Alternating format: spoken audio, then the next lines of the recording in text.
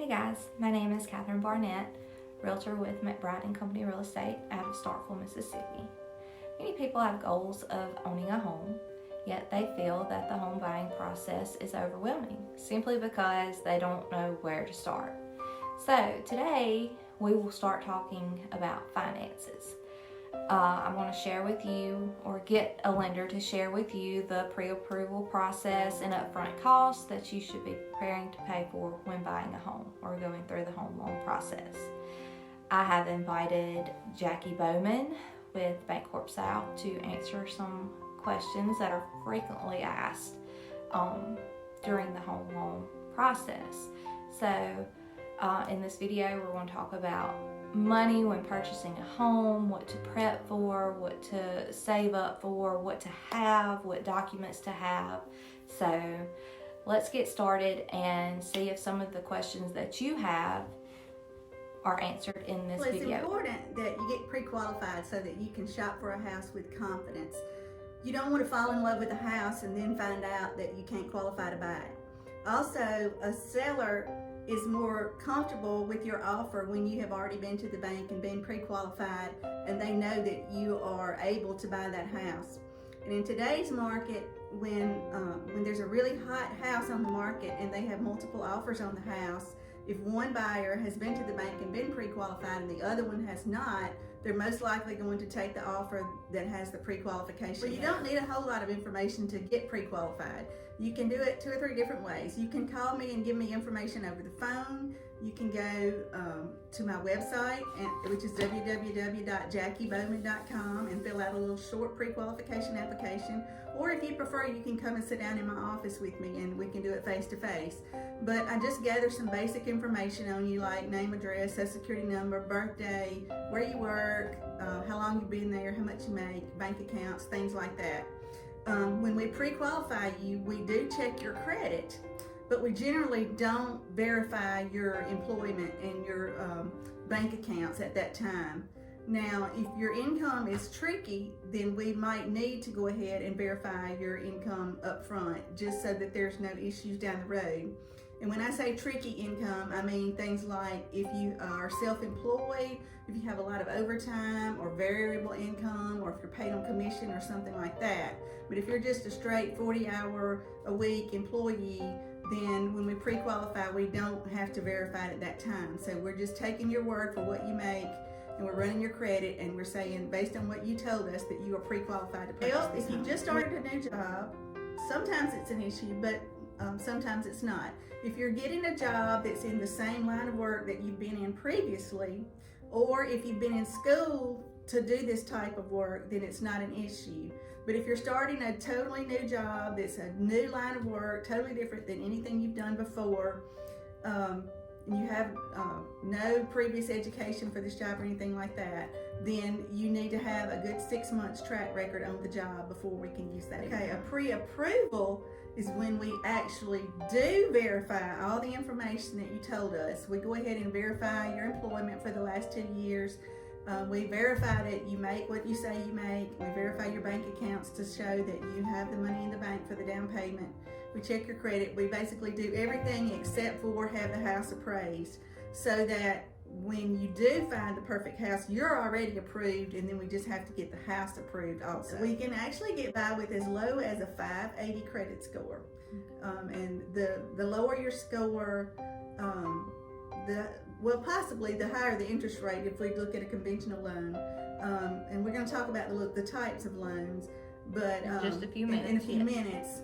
But on a conventional loan, the lower your score, the higher your interest rate. But you can get qualified with as low as a 580. The do's are, well, first of all, buying a house is always better than renting. So you want to be able to, you want to pursue the dream of homeownership, even if you have bad credit.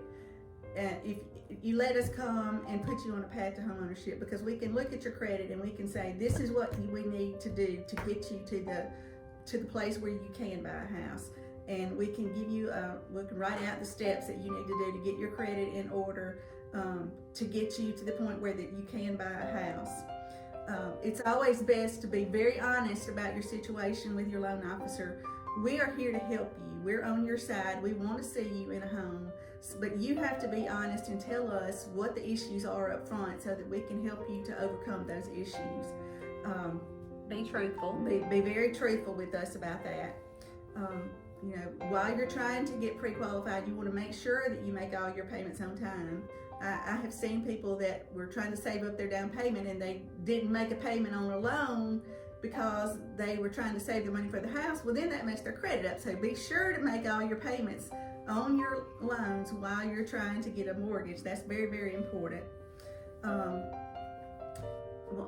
It's best not to make any new loans while you're trying to get approved for a house, because you know we would have to add those new loans to your debt ratios. I've seen people that bought a car while they were trying to buy a house and it kept them from getting their house. Wait till after you get through with your house purchase and then go buy whatever it is, your furniture, your car, whatever.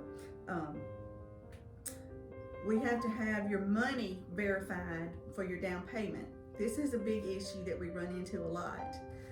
Cash, surprisingly, is not an acceptable source of money for a down payment. They don't like cash because they can't verify where that money came from. We don't know if you went and borrowed that money and you have another loan somewhere. We don't know if it's drug money. Just joking. We can't verify where the money came from, so we can't use it. So we have to be able to source the down payment funds. So you have to have the money in your account for 2 months before, or we have to document where the money came from. So if you have cash at home in a drawer, go put that money in the bank if you think that you're going to be buying a house sometime in the near future. So that money can be seasoning, and when you get ready to buy, it will actually have been there long enough. No.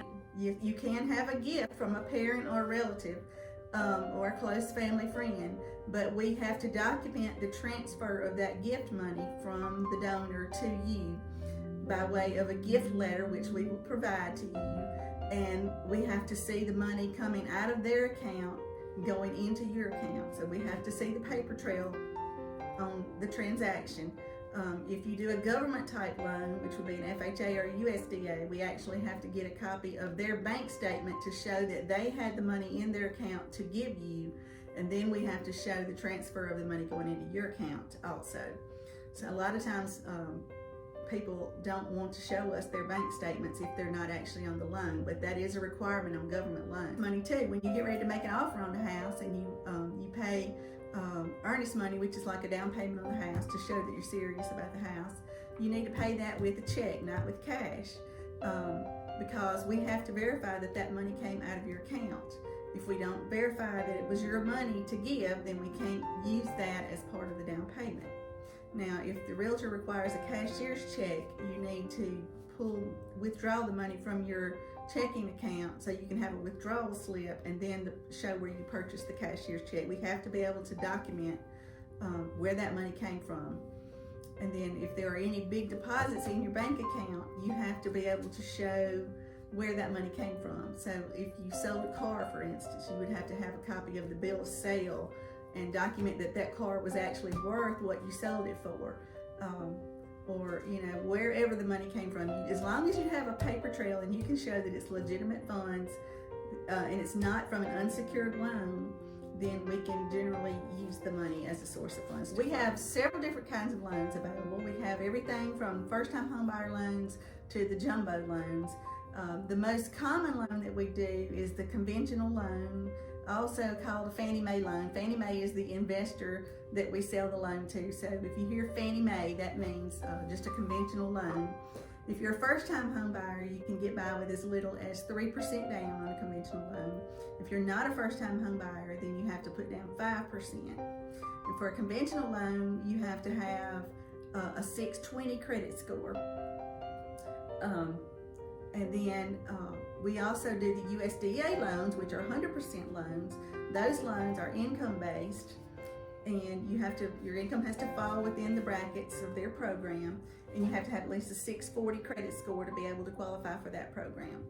If you're a veteran, then we also do VA loans, with 100% financing. That's really the best loan that we have. So if you're a veteran, that's what the way we need to go. Only a veteran and a spouse, or a spouse of a deceased veteran. Okay. If you don't have a 620 credit score, then FHA is the best way for you to go. They will go down to the 580 credit score like we talked about earlier. And FHA, you have to have at least 3.5% down payment on that program. Now, all of these programs also have closing costs and prepaid items in addition to the down payment. So don't think you just have to have the 3% or the 5%. You also have to have the closing costs and the prepaids. We're going to talk a little bit about those also. But there are some options. The seller can help pay closing costs for you, or there's some down payment assistance programs available if you don't have the money. But just know that I don't want you to think that 3 or 5% is all that you have to have. APR is the annual percentage rate on the loan, and right now rates are very low. They're in the low threes.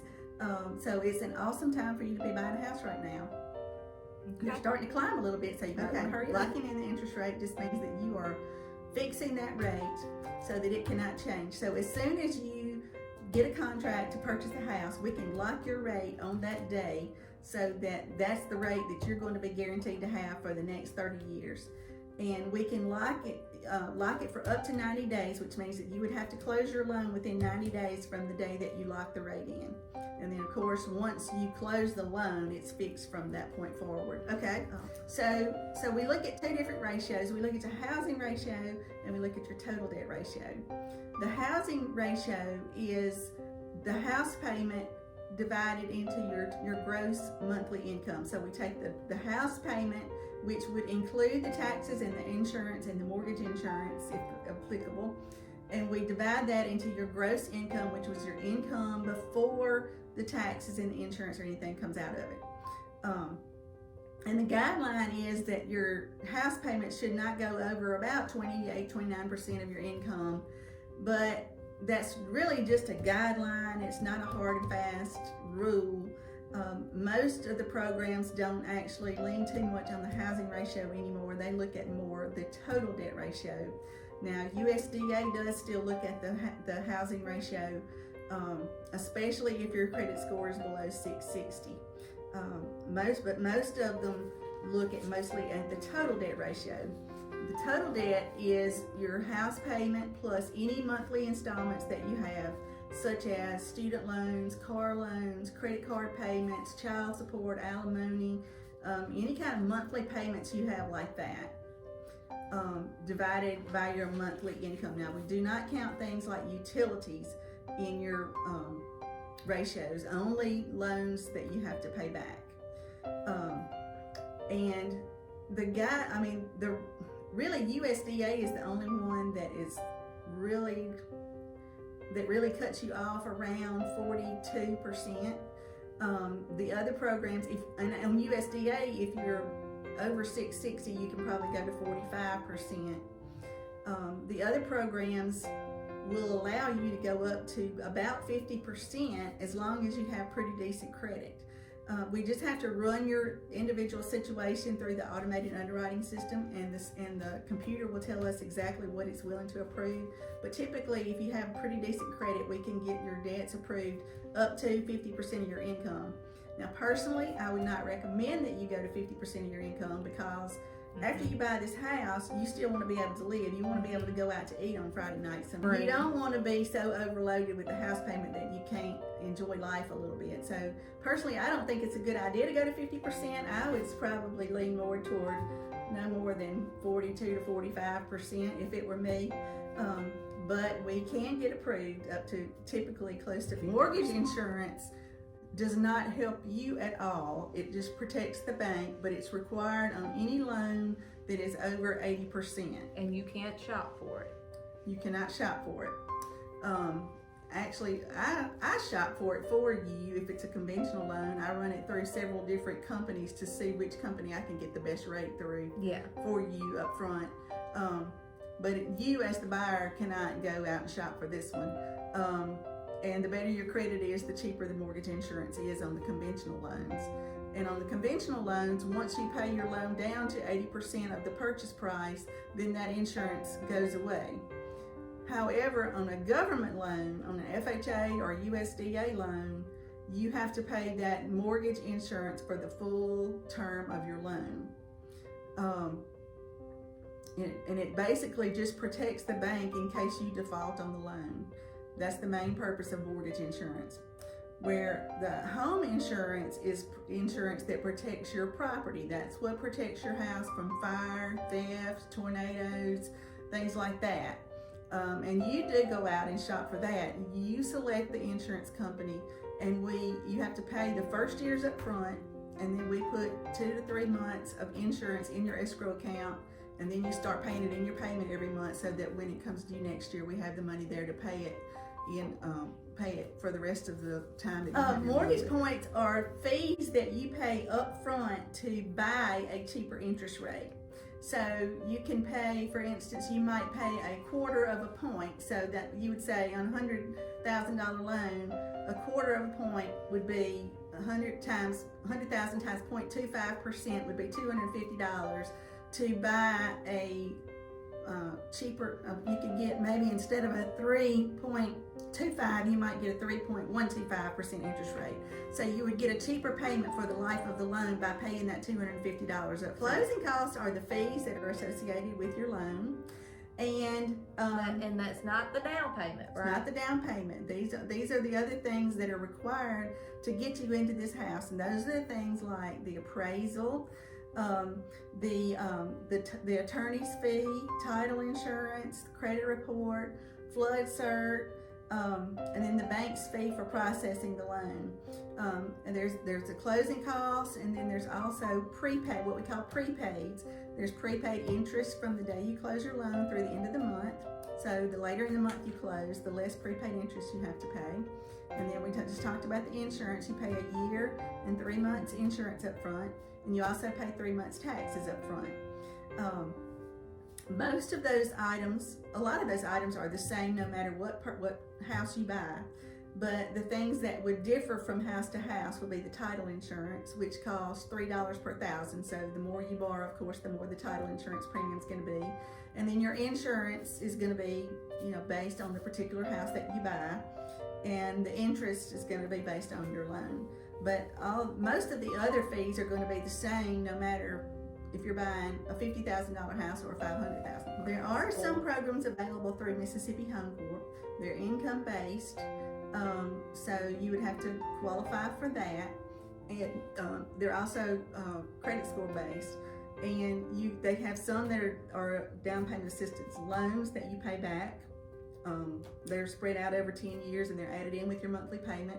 And then there are some that, like bond money, that they'll give you $7,000 for a down payment and closing cost if you qualify.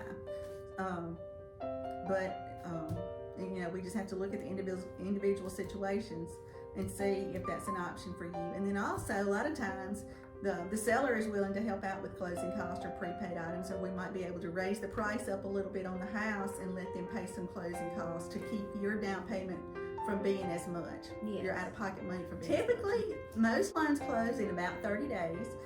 It really depends on you. We're going to give you a list up front of the items that we're going to need for closing to get your loan approved, and it depends on how quickly you get those items back to me. And then, of course, some loans are a little trickier than others, a little more complicated. Sometimes we can do it a little sooner than 30 days. Sometimes it takes longer. All right. Well, Jackie, I think that wraps everything up. It has been awesome. You have gave helpful facts and information. Hey, thank you so much for letting me be here with you today. I'd be glad to help you to get you pre-qualified for a house. Again, my website is www.jackiebowman.com. My office phone number is 324-4367, and I look forward to working with you to help put you in a house of your own.